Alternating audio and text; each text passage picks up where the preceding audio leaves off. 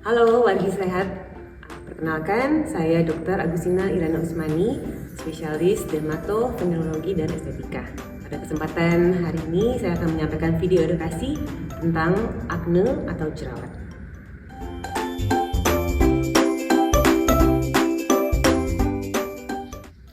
Akne atau jerawat adalah suatu bentuk kelainan kulit kronis yang disebabkan adanya kelainan pada kelenjar pilosebaceous yang terdapat di dalam lapisan kulit.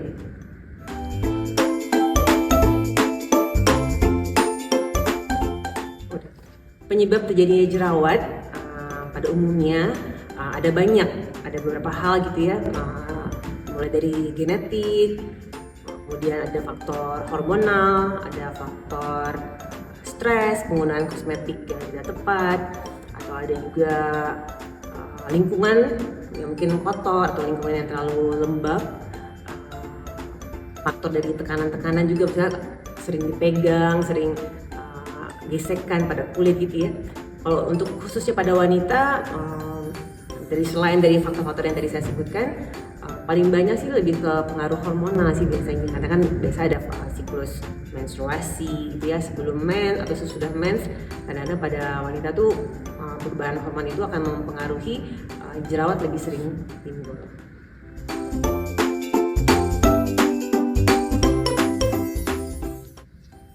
Jerawat kalau dari bentuknya itu ada beberapa macam, mulai dari bentuk yang tidak ada peradangan, itu biasanya bentuknya komedo. Komedo itu pun ada dua, ada komedo yang hitam atau yang putih ya, jadi lebih jelas, jadi dia bentuknya lebih kesumbatan di permukaan kulit. Bentuk yang lainnya ada yang kemerahan, cuma beruntus aja, ada juga yang bentuknya sampai ada nanahnya atau kita bilang pustula, sampai yang gede, nodul ataupun kista. Jadi bentuk jerawat itu macam-macam.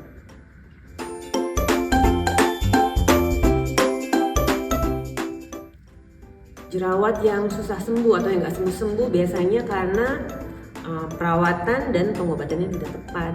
Misalnya perawatan hariannya, sabun cuci mukanya, krim-krim harian yang dipakai.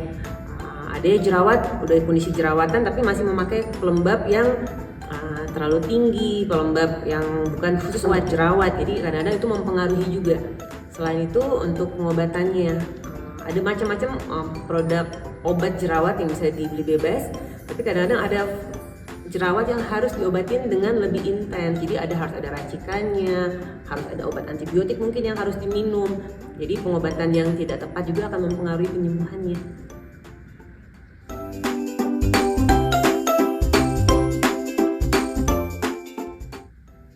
Untuk perawatan kecantikan, kalau masih berjerawat, kalau saya sendiri sih saya biasa nggak saranin, karena kan perawatan kecantikan itu macam-macam ya, dari mulai facial atau tindakan peeling. Ada tindakan yang memang membantu untuk penyembuhan jerawat, ada juga malah yang bisa memperberat. Jadi kalau dalam kondisi jerawatnya masih akut atau masih meradangnya gitu ya, lagi merah-merahnya nih, saran saya sih biasanya untuk pasien yang datang dengan jerawat yang lagi aktif seperti itu, saya saranin diobatin dulu dengan krim-krim harian yang tepat. Mungkin perlu ada obat minum yang ditambah, atau bisa juga sih ada tindakan misalnya untuk mengurangi peradangan dengan blue light therapy seperti itu ya.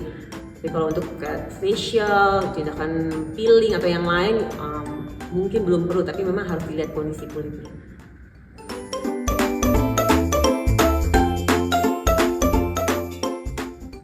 Perawatan tadi, perawatan harian ya, perawatan harian itu dari mulai sabun cuci muka, krim pagi, atau memang kegiatan banyak di luar harus pakai sunscreen. Untuk krim malamnya ada totol jerawatnya, itu untuk perawatan harian yang bisa dipakai untuk pengobatan jerawat. Kalau untuk perawatan yang lainnya tadi kita sesuaikan sih, harus dilihat kondisi kulit pasien.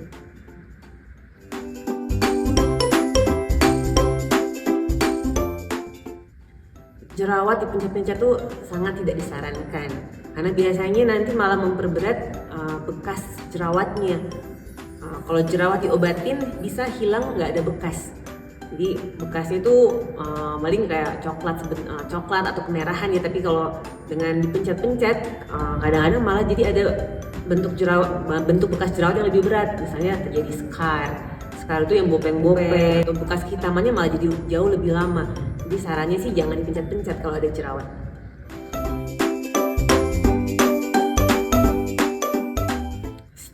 bisa memicu jerawat karena biasa pengaruhnya nanti ke hormonal dari pasiennya gitu ya. Hormonnya naik turun, kadang-kadang produksi sebumnya atau produksi minyak itu jadi lebih meningkat juga, itu yang akan mempengaruhi ke jerawatnya. Jadi stres bisa mempengaruhi timbulnya jerawat.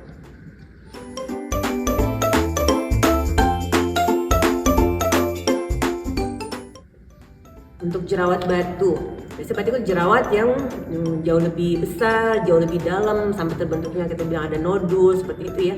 Jadi biasanya untuk perawatan yang jerawat lebih berat nggak cukup dengan krim-krim aja, harus ada tambahan mungkin antibiotik, mungkin ada tambahan suplemen untuk tindakan yang bisa membantu ya tadi salah satunya dengan ada blue light terapi atau tindakan yang bantu mengurangi peradangan. Jadi memang sebaiknya jangan dibiarin sih kalau udah apalagi jerawatnya memang cukup berat ya.